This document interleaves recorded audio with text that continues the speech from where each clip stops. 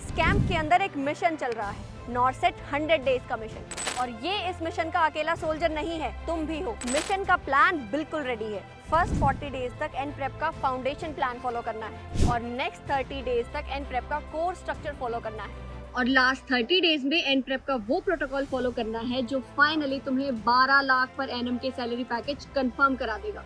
और एक सोल्जर ऐसे 100 डेज तक पूरे डिसिप्लिन के साथ लड़ जाए तो एग्जाम क्या चीज है। नॉरसेट तो क्रैक होके ही रहेगा और अगर तुम भी इस मिशन में शामिल होना चाहते हो तो फिर आओ। एक रियल वर्किंग और सॉलिड स्ट्रेटजी में तुम्हें बताने वाली हूँ जो कि नेक्स्ट 100 डेज में नॉरसेट क्रैक करा देगी। तो क्या लगता है, आसान है? बिल्कुल भी आसान नहीं है।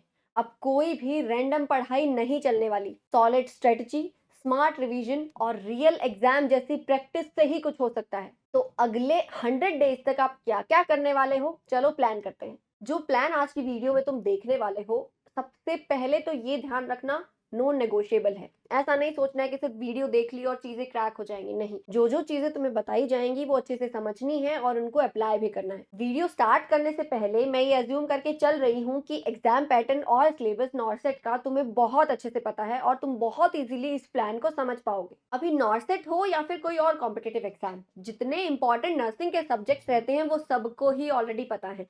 एंड यू ऑलरेडी नो कि हमारे पास 4 मेजर सब्जेक्ट रहते हैं, बिग 4 जो तुम्हें ऑलरेडी पता है, MSN, FON, OBG और CHN। इसके अलावा माइनर सब्जेक्ट भी हमारे पास बहुत सारे हैं जो बहुत ज़रूरी भी हैं, जैसे पीडियाट्रिक्स है, साइकेट्री है, फार्मा है। ये भी सब्जेक्ट्स उतने ही इंपॉर्टेंट रहते हैं जितने कि आपके मेजर सब्जेक्ट्स अगर आप अच्छे से कवर कर लेते हो तो फिर आप एक अच्छी रैंक होल्ड कर सकते हो। अब इन हमारे इंपॉर्टेंट सब्जेक्ट्स में से कुछ ऐसे टॉपिक्स रहते हैं जो ट्रेंडिंग हम उन्हें बोल सकते हैं या हाई यील्डिंग है, यानी हर बार उनमें से क्वेश्चन बनते ही बनते हैं। तो इन सारे के सारे इंपॉर्टेंट टॉपिक्स की वीडियो ऑलरेडी चैनल पे अपलोडेड है। उसमें वैशाली मैम ने बहुत डिटेल में बताया है कौन से टॉपिक्स नॉरसेट के लिए या बाकी कॉम्पिटेटिव एग्जाम के लिए इंपॉर्टेंट रहने वाले हैं। एंड इन सारे इंपॉर्टेंट टॉपिक्स की PDF भी आपको एनप्रेप के टेलीग्राम चैनल पर मिल जाएगी। वो जाकर देख लेना और फिर इन टॉपिक्स के गो थ्रू कर लेना और नोट्स बना लेना। इसी को हम कहते हैं स्मार्ट प्रिपरेशन, की जब आप इंपॉर्टेंट चीजों को पहले टेकल करते हो। अब बात करते हैं उस टॉपिक के बारे में जहां पर सारे ही हमारे स्टूडेंट्स मात खा जाते हैं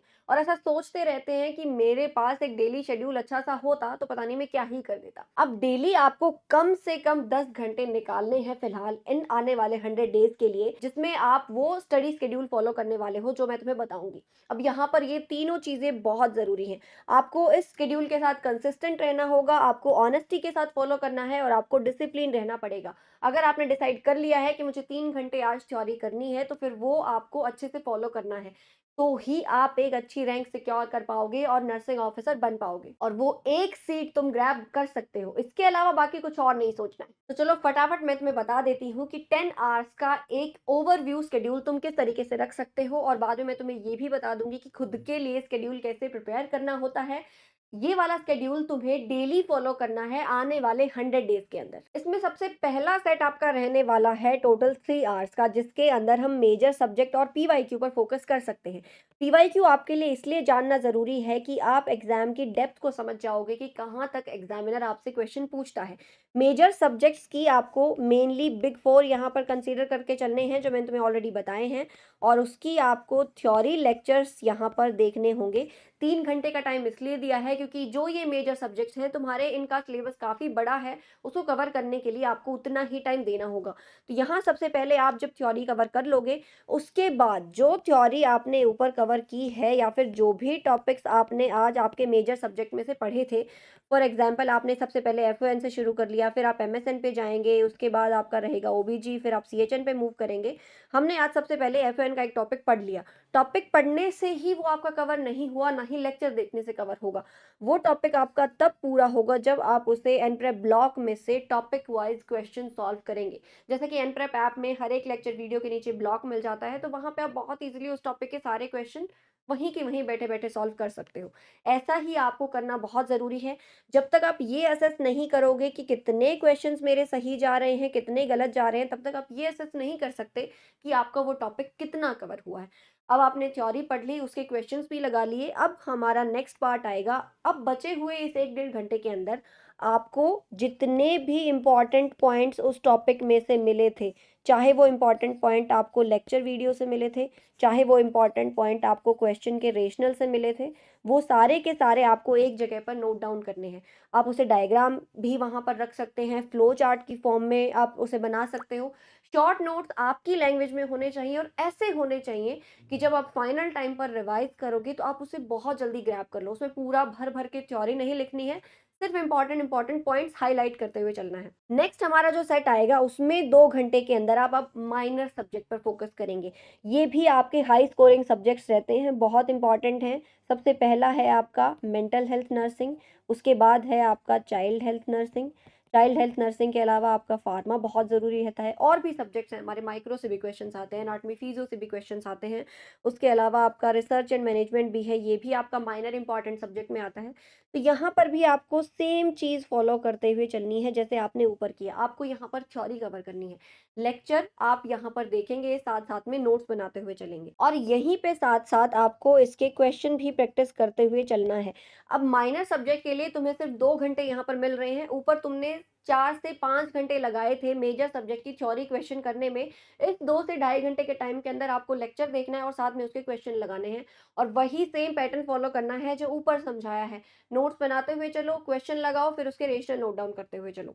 अब इसके अलावा एक ये हमारा छोटू सा सब्जेक्ट है रिसर्च एंड मैनेजमेंट, जिसके अंदर आपको सबसे ज़्यादा डाउट्स रहते हैं और आप ये सोचते रहते हो कि इसे कैसे कवर करूं। तो फिर एन प्रेप की तरफ से आपके लिए एक बहुत ही प्यारा सा गिफ्ट है। 11th ऑफ जैन को रिसर्च एंड मैनेजमेंट का हमने प्री बोर्ड रखा है, जिसके अंदर आप अपनी एक्यूरेसी को, स्पीड को बहुत अच्छे से असेस कर सकते हो। आपके एग्जाम लेवल की प्रैक्टिस हो जाएगी, और अभी आपके पास टाइम भी है। डेली आपको टॉपिक्स भी प्रोवाइड करे जा रहे हैं रिसर्च एंड मैनेजमेंट के लिए, वो आप टेलीग्राम ग्रुप ज्वाइन कर लो, आपको डेली टॉपिक्स मिल जाएंगे। आज ये आपको कवर करना है, 11 को आप एग्जाम देंगे। इस तरीके से आप रिसर्च और मैनेजमेंट, कितना भी कंफ्यूजिंग लग रहा हो लेकिन बाद में पूरा अच्छे से क्लियर हो जाएगा। रजिस्ट्रेशन बिल्कुल फ्री है, एनप्रेप ऐप डाउनलोड करो, जाके रजिस्टर कर लेना, और 11th ऑफ जैन को एग्जाम अटेम्प्ट करना है। लास्ट हमारे पास पार्ट रहता है नॉन नर्सिंग का।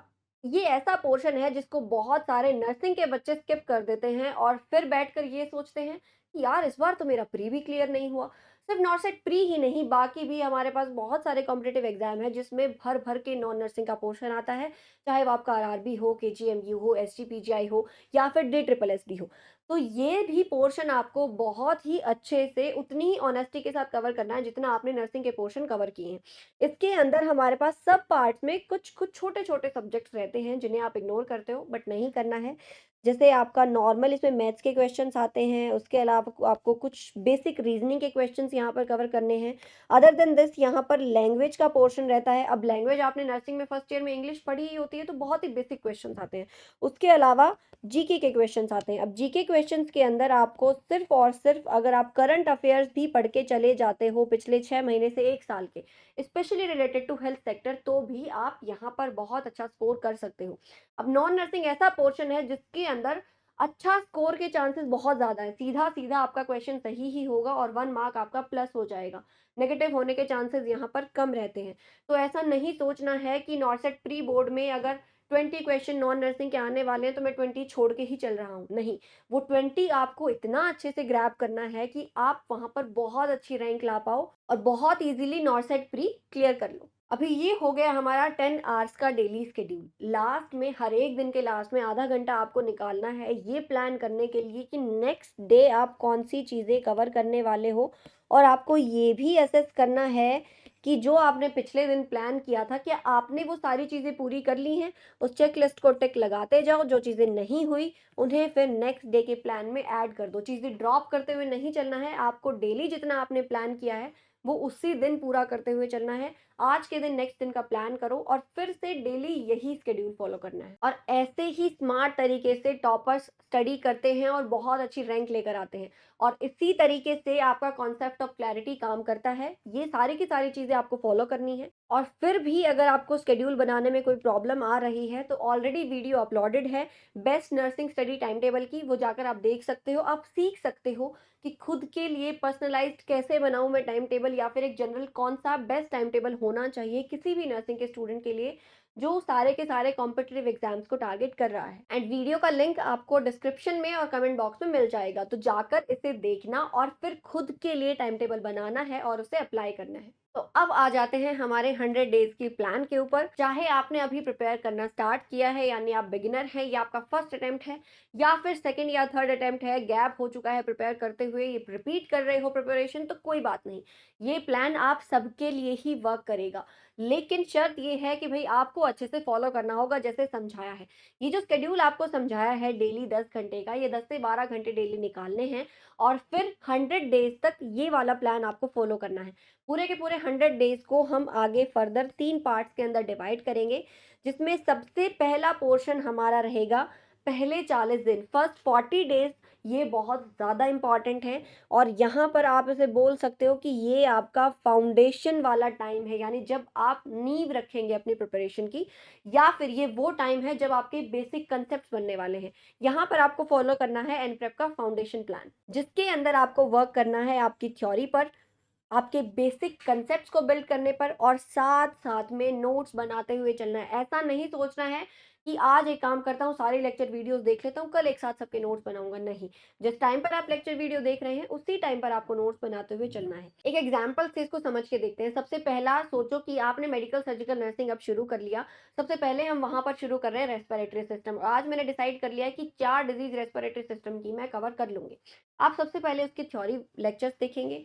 लेक्चर देखते देखते साथ में आपको आपके नोट्स बनाते हुए चलना है। नोट्स आपने बना लिए, लेक्चर कंप्लीट करने के बाद नीचे ही ब्लॉक में आपको उसी सेम डिजीज के क्वेश्चंस मिल जाएंगे, वो क्वेश्चन सॉल्व करने हैं। सॉल्व करने के बाद जो भी क्वेश्चंस आपने गलत किए हैं उन सबके रेशनल्स को उसी जगह पर या फिर एक अलग कॉपी में लिखते हुए चलना है। उसे आप मिस्टेक बुक भी बोल सकते हो।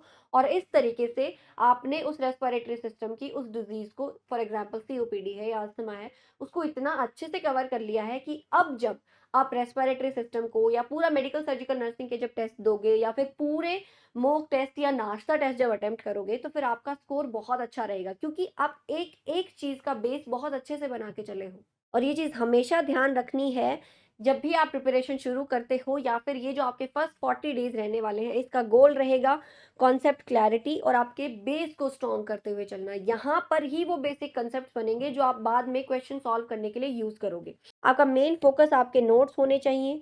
आपको बेशक से ये लगेगा कि मुझे बहुत टाइम लग रहा है, मुझे बहुत समय देना पड़ रहा है थ्योरी कवर करने में, लेकिन आपकी थ्योरी यहाँ से बहुत सॉलिड हो जाने वाली है। आपको डेली एमसीक्यू कंपलसरी हैं और मेनली यहाँ पर आपको एमसीक्यू करने हैं बेटा, टॉपिक वाइज एमसीक्यू, क्योंकि आप डेली जो जो पढ़ते जा रहे हो वो आपको असेस भी करना होगा कि कितना दिमाग में आया है। और यहाँ आपके मेजर सब्जेक्ट्स ऑलमोस्ट कवर हो जाने चाहिए। साथ में ट्राई करो डेली ज़्यादा टाइम दो, माइनर भी डेली साथ लेके चलो। डेली हम 2 सब्जेक्ट ले सकते हैं, मेजर माइनर, और कुछ बचा हुआ टाइम हम दे सकते हैं नॉन नर्सिंग को, यानी सब कुछ एक साथ लेकर चलना है।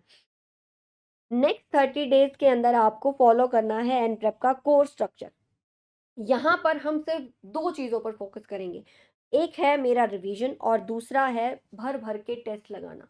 रिवाइज करते रहना जो पहले आप अब तक कवर कर चुके हो सारा, और फिर उसे टेस्ट लगाना है। यहाँ हमारा गोल होना चाहिए हमारी एक्यूरेसी बढ़ाना और स्पीड मेंटेन करके रखना, टाइम को मैनेज करते हुए चलना है। जब आप यहाँ पर ऐप पर जो टेस्ट दे रहे हो ना, एनप्रेप ऐप पर, तो वहाँ आपको पता चल रहा है कि भाई 45 सेकंड में मेरे को ये क्वेश्चन पूरा करना है, नहीं पूरा किया तो नेक्स्ट क्वेश्चन अपने आप आ जाएगा। जब ये प्रैक्टिस आपकी बहुत अच्छे से हो जाएगी, तो जब नॉर्सेट का एग्जाम आएगा फाइनल, जब आपको एक लिमिटेड टाइम के अंदर बहुत सारे क्वेश्चंस अटेम्प्ट करने हैं, वो बहुत इजीली कर पाओगे। अब यहाँ पर आप यहाँ रिवीजन के लिए फॉलो कर सकते हो रैपिड रिवीजन, या फिर जो नोट्स आपने ऊपर बनाए हुए हैं आप अपने ही हैंडमेड नोट्स को कवर कर सकते हो। या फिर आपको ये है कि नहीं, मुझे बहुत रैपिडली कम टाइम के अंदर नर्सिंग का सारा सिलेबस रिवाइज करना है, तो वो आप एनप्रेप रैपिड रिवीजन से कर सकते हो। यहाँ हमें फोकस करना है हाई वेटेज टॉपिक पर और हमारे वीक एरियाज पर। जरूरी नहीं है कि हर एक स्टूडेंट की ईसीजी ही वीक हो, जरूरी नहीं है हर एक स्टूडेंट को वेंटिलेटर ही ना आता हो। आपके वीक एरियाज या आपके वीक टॉपिक्स जो आपको डराते हैं वो आपको आइडेंटिफाई करने होंगे और उन पर ज़्यादा टाइम देना होगा। यहाँ हमारा फोकस रहता है सब्जेक्ट वाइज टेस्ट। अब आप ऊपर already topic wise test complete कर चुके हो, तो जब आप एक सब्जेक्ट के 90% 80% टॉपिक कंप्लीट कर लेते हो, फिर आप एलिजिबल हो जाते हो सब्जेक्ट वाइज टेस्ट अटेम्प्ट करने के लिए। सब्जेक्ट वाइज टेस्ट अटेम्प्ट करने के बाद भी हमें अपनी मिस्टेक डायरी को कभी नहीं भूलना। मिस्टेक डायरी के अंदर आप अपने गलतियाँ, जो भी रेशनल्स हैं आपके, गलत क्वेश्चन जो आप करते हो, वो नोट डाउन करते हुए चलना है। ये जो मिस्टेक बुक है ये आपको काम आएगी बिल्कुल एग्जाम से जस्ट पहले रिवाइज करने के लिए। अब ये हो गए हमारे 40 और 30 70 दिन कंप्लीट हो चुके हैं। अब बचेंगे लास्ट के 30 डेज। अब एग्जाम बिल्कुल सर पर आ चुका होगा और सिर्फ 1 महीना आपके पास बचा है। और यहाँ पर आपको फॉलो करना है एन प्रेप का फाइनल प्रोटोकॉल, जिसके अंदर हमारा इंक्लूडेड रहता है मॉक टेस्ट और उसका एनालिसिस। अब आपने टॉपिक वाइज टेस्ट भी कर लिए, आपकी थ्योरी कंप्लीट हो चुकी है और आप सब्जेक्ट वाइज टेस्ट भी लगा चुके हो। Subject wise test mainly 6 subject के तो लगा ही लेना। F1, MSN, OBG, CHN, पीडिया और साइकेट्री, ये 6 के सब्जेक्ट वाइज टेस्ट अच्छे से होने चाहिए। सबके अंदर मोर देन 80% आप स्कोर कर रहे हैं। उसके बाद आपको मूव फॉरवर्ड करना है मॉक टेस्ट, या फिर आपको एनप्रेप ऐप पर डेली टेस्ट मिल जाते हैं। एंड इसके साथ साथ आप प्रैक्टिस कर सकते हैं PYQ, स्पेशली नॉर्सेट के PYQs। और इसके अलावा भी आपके पास यहाँ 2 बोनस पॉइंट हैं। अब जिस बच्चे को ये समझ नहीं आता है कि सब्जेक्ट किस तरीके से कवर करते हुए चलना है और मैं कैसे दूँ सब्जेक्ट वाइज टेस्ट, मुझे तो समझ नहीं आता है, या फिर मुझे 1-2 टेस्ट फ्री में चाहिए, तो फिर आपके लिए एनप्रेप ने प्री बोर्ड्स लेकर आया है जिसमें सब्जेक्ट वाइज टेस्ट होते हैं। ऑलरेडी F1 MSN के सब्जेक्ट वाइज टेस्ट हो चुके हैं। अभी नेक्स्ट आने वाला टेस्ट है हमारा रिसर्च एंड मैनेजमेंट का 11 जनवरी, वो आपको जाके अटेम्प्ट करना है। जब ये सारे प्री बोर्ड्स या फिर सब्जेक्ट वाइज टेस्ट आपके कंप्लीट हो जाएंगे तो लास्ट में आपको मिलेगा नाश्ता टेस्ट। नाश्ता टेस्ट ऑब्वियसली आप सबने अटेम्प्ट किया है अभी तक, या फिर नहीं किया है तो टॉपर्स से जाके पूछना जो नाश्ता टेस्ट देकर गए थे और जब नॉर्सेट दे रहे थे तो लगा था कि शायद नाश्ता ही दे रहे हैं। आपकी स्पीड एक्यूरेसी यहाँ जज हो जाएगी। आपके वीक एरियाज आपको पता चल जाएंगे, कौन से सब्जेक्ट्स आपके वीक हैं, किस सब्जेक्ट को वापस 2 बार रिवाइज करने की ज़रूरत है, किसको 1 बार रिवाइज करने में काम चल जाएगा, और कैसे बिगिनर से टॉपर आप बन सकते हैं। ये सारा का सारा आपको प्री बोर्ड्स और नाश्ता से हेल्प हो जाएगी। सब्जेक्ट वाइज के बाद आपको फुल सिलेबस पे मूव करना है। फुल सिलेबस आप नाश्ता दे सकते हो, फुल सिलेबस मॉक टेस्ट और डेली टेस्ट आपको एनप्रेप ऐप पे मिल जाएंगे। और इतनी सारी चीज़ें आपको एक ही जगह पर मिल जाती हैं, इसीलिए नाश्ता को बोला जाता है इंडिया का सबसे बड़ा नर्सिंग का असेसमेंट टेस्ट। आप खुद को असेस भी कर सकते हो और साथ ही खुद को रिफाइन भी कर सकते हो, क्योंकि आपका रिपोर्ट कार्ड आपके पास आ जाएगा। तो ये हो गया हमारा 100 डेज का प्लान कंप्लीट। अब मैंने तो तुम्हें प्लान बता दिया, लेकिन फिर भी कुछ ऐसी गलतियां होती हैं जो देखने में हमें छोटी लगती हैं, जो हम स्किप कर देते हैं, लेकिन वो बाद में बहुत बड़ी साबित होती हैं। उनमें से कुछ कॉमन मिस्टेक्स हैं। स्टूडेंट्स क्या करते हैं, लेक्चर देख लेते हैं लेकिन भाई MCQ प्रैक्टिस नहीं करते। तो प्लान के हिसाब से MCQ करना बहुत ज़्यादा ज़रूरी है। जैसे एनप्रेप ऐप में आप कोई भी लेक्चर देखोगे तो नीचे ब्लॉक में आपको मिल जाएंगे उसी सेम टॉपिक के क्वेश्चंस, वो ज़रूर अटेम्प्ट करने हैं, उसके बिना आपका टॉपिक इनकम्प्लीट है। दूसरा, आप मॉक टेस्ट तो लगाते हैं लेकिन उसे एनालाइज नहीं करते हैं। एनालिसिस बहुत ज़्यादा ज़रूरी है। जितने भी क्वेश्चंस आपके गलत होते हैं उसे आपको ज़रूर नोट डाउन करते हुए चलना है और ये देखते रहना है क्या आप ट्रेंड फॉलो कर रहे हैं, कितने आपके मार्क्स अब बढ़ रहे हैं, कितने घट रहे हैं, कौन सा सब्जेक्ट अच्छा चल रहा है, ये साथ साथ असेस करते हुए चलना है। उसके अलावा नेक्स्ट कॉमन मिस्टेक रहती है कि स्टूडेंट्स माइनर सब्जेक्ट को या फिर नॉन नर्सिंग सब्जेक्ट को इग्नोर कर देते हैं, जो कि आपको नहीं करना है। हर एक सब्जेक्ट की जो भी पेपर में इंक्लूडेड है उतनी ही इंपॉर्टेंस रखता है और रैंक के लिए उतना ही ज़रूरी है। तो ही आप सेलेक्ट हो पाएंगे जब आप सारी चीज़ों को इक्वल इंपॉर्टेंस देते हुए चलेंगे। हाँ, मेजर सब्जेक्ट को टाइम ज़्यादा देना है, लेकिन आप पूरा का पूरा नॉन नर्सिंग को स्किप नहीं कर सकते, वो भी ज़रूरी है। उसके अलावा सबसे बड़ी मिस्टेक है कि बच्चे एक फाइनल रिसोर्स नहीं आइडेंटिफाई कर पाते। उन्हें यही नहीं पता चलता है कि उन्हें क्या पढ़ना है और कहाँ से पढ़ना है। रैंडम सोर्सेज फॉलो करते रहते हैं, रिसोर्स ही सही यूज़ नहीं करते हैं और फिर बाद में शिकायत करते हैं कि मेरा सिलेक्शन नहीं हुआ। तो इस मिस्टेक से बचने के लिए सबसे अच्छा सॉल्यूशन है एनप्रेप का गोल्ड बैच। ये ऑल इन वन सॉल्यूशन है आपकी सारी समस्याओं के लिए, क्योंकि आपको सारे के सारे lecture videos, topic wise question, subject wise test, उसके अलावा क्लिनिकल वीडियोस, बहुत ही अच्छे अच्छे रेशनल्स, सब कुछ एक ही जगह मिल जाएगा, साथ में रैपिड रिवीजन भी। इसका मतलब अगर आपने एक बार एनप्रेप गोल्ड से पढ़ लिया तो फिर आपको कुछ और बाद में रेफर करने की ज़रूरत नहीं है, कहीं और से क्वेश्चन नहीं लगाने, कहीं और से रेशनल्स नहीं देखने, सब कुछ आपको यही मिल जाएगा। एंड प्रोसेस बहुत सिंपल है। एनप्रेप ऐप डाउनलोड करो और जल्दी से एनप्रेप गोल्ड के अंदर एनरोल करो, क्योंकि टाइम बहुत कम बचा है नॉर्सेट 10 में। तो एक बात अच्छे से समझ लेना, नॉर्सेट क्रैक लक से नहीं होगा, स्ट्रेटजी, कंसिस्टेंसी और एनालिसिस से होगा। और अगर तुमने ये प्लान ऑनेस्टली 100 डेज तक फॉलो कर लिया तो सिलेक्शन तुमसे कोई नहीं छीन सकता। तो फिर जाओ एनप्रेप ऐप डाउनलोड करो और प्री बोर्ड्स में एनरोल कर लेना। फिर मिलेंगे एम्स के कॉरिडोर में। तब तक के लिए ऑल द बेस्ट।